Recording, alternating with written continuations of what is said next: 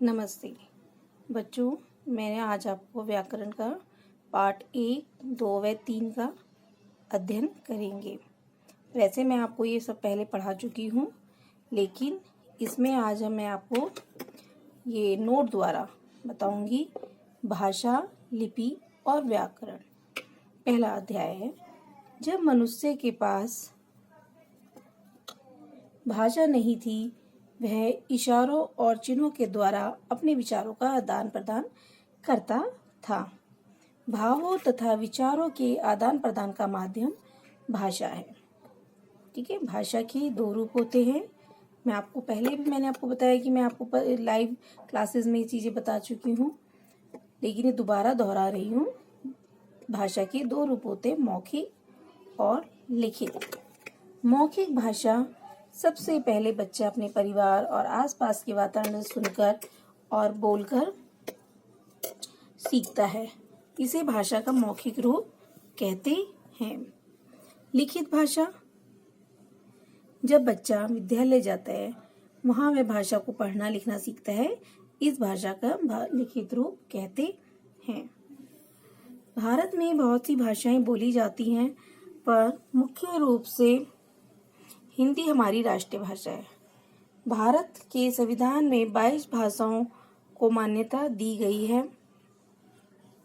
असमिया, उड़िया, बंगला, गुजराती, मराठी, तेलुगु, तमिल, कन्नड़, मलयालम, कश्मीरी, पंजाबी, हिंदी, संस्कृत, सिंधी, नेपाली, मणिपुरी, बोडो,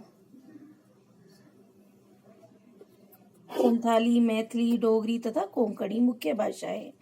इन भाषाओं के साथ हिंदी का प्रयोग पूरे भारतवर्ष में होता है। केवल मनुष्य ही भाषा का निर्माण कर उसके द्वारा अपने भावों का आदान प्रदान करता है। इस संसार में सिर्फ मनुष्य ही एक ऐसा व्यक्ति है जो अपने मन के भावों को भाषा के द्वारा प्रकट करता है। इसके बाद इसी अध्याय में है लिपि। किसी भाषा को लिखने के लिए कुछ निश्चित चिन्ह बनाए जाते हैं। भाषा को अक्षरों तथा चिन्हों से लिखने की इस विधि को लिपि कहते हैं। प्रत्येक भाषा की अपनी लिपि होती है। भाषा और उसकी लिपि। हिंदी भाषा में हिंदी देवनागरी की लिपि, अंग्रेजी रोमन, उर्दू फारसी, संस्कृत देवनागरी, मराठी देवनागरी और पंजाबी गुरुमुखी। यदि लिपि न होती तो ज्ञान विज्ञान को सुरक्षित रख पाना असंभव था। लिपि के द्वारा ही हमें अपनी जितनी भी साहित्य है या ज्ञान विज्ञान की बातें हैं, सबको हम लिपि के द्वारा ही सुरक्षित रख पाए। यदि अगर लिपि ना होती तो शायद ये सब हमारे पास जो रिकॉर्ड है ये नहीं होता। बड़ी बड़ी लाइब्रेरी में जो हमारे रिकॉर्ड्स हैं, शायद ये मिल पाना हमारे लिए मुश्किल होता। व्याकरण। व्याकरण वह शास्त्र है जिसकी सहायता से हमें बोलना, लिखना और पढ़ना आता है। भाषा के शुद्ध और मानक रूप का ज्ञान कराने वाले शास्त्र को व्याकरण कहते हैं। व्याकरण हमें सिखाता है कि हमें किस तरह सही वाक्य बोलने हैं और अपनी बातों को अच्छे ढंग से कहना है। इसके बाद जो है हमारा दूसरा अध्याय, वो है वर्ण विचार। हम जो कुछ भी बोलते हैं उन ध्वनियों के लिए लिखने के लिए कुछ चिन्ह बनाए गए हैं। ये चिन्ह वर्ण कहलाते हैं। वर्ण भाषा की सबसे छोटी इकाई है। इसके टुकड़े नहीं हो सकते। इन्हीं वर्णों के समूह को वर्णमाला कहते हैं। हिंदी की वर्णमाला। हिंदी की वर्णमाला में स्वर और व्यंजन दो तरह के वर्ण होते हैं। स्वर होता है अ, आ, इ, ई और व्यंजन होता है क, ख, ग। ठीक है, इसमें अंग, आह और चंद्र बिंदु, इनको अनुस्वार, विसर्ग और अनुनासिक कहते हैं। स्वर को बोलने के लिए अन्य ध्वनियों का सहारा लेना पड़ता है। हिंदी में स्वर का प्रयोग दो प्रकार से होता है। एक स्वतंत्र रूप से यहाँ पे मैंने दिखाया हुआ है आ जमा ई, आई। व्यंजनों के साथ स्वर अपना जो है स्वयं नहाकर अपनी मात्रा लगाता है। गे जमा आ, गा। जब स्वरों का प्रयोग व्यंजन के किया जाता है वे अपने वास्तविक रूप में नहीं लिखे जाते। जब भी हम स्वर का प्रयोग व्यंजन के साथ करेंगे तो वह अपना वास्तविक रूप नहीं लिखेंगे वरन अपनी मात्रा में दिखाए जाते हैं। और जो कुछ उनके लिए जो चिन्ह बनाए गए हैं उन्हीं को हम मात्राएं कहते हैं। ए की कोई मात्रा नहीं होती, लेकिन सभी व्यंजन ए की सहायता से ही बोले जाते हैं। क, न। ठीक है।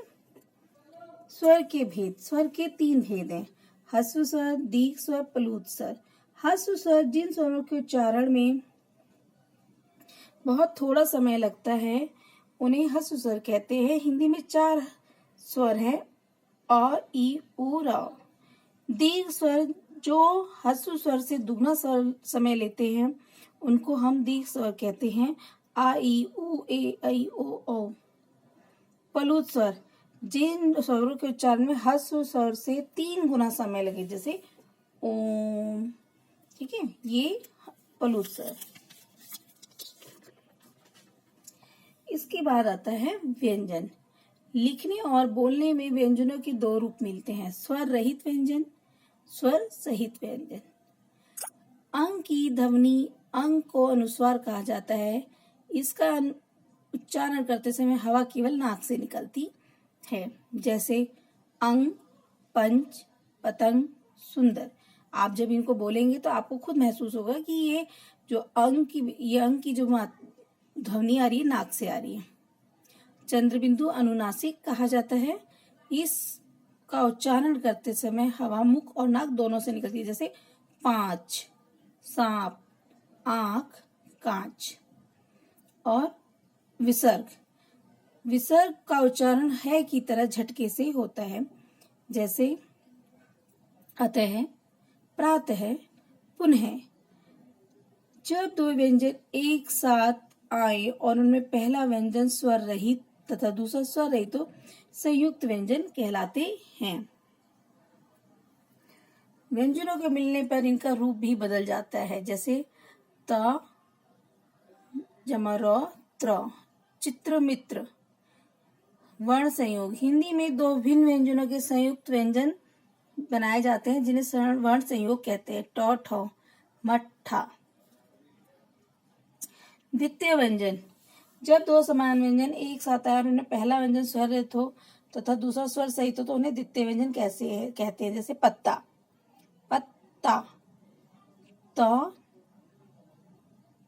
हलंत, जमा तो, पत्ता। र के विभिन्न प्रयोग। इस चैप्टर में या इस अध्याय में र के विभिन्न प्रयोग भी बताए गए हैं। जब र स्वर रहित होता है तो ये रेफ कहलाता है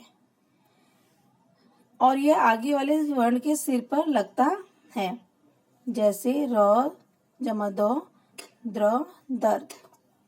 यह व्यंजन से पूर्ण कोई भी स्वर रहित व्यंजन होता है तो वह उसके नीचे लगता है, क्रम।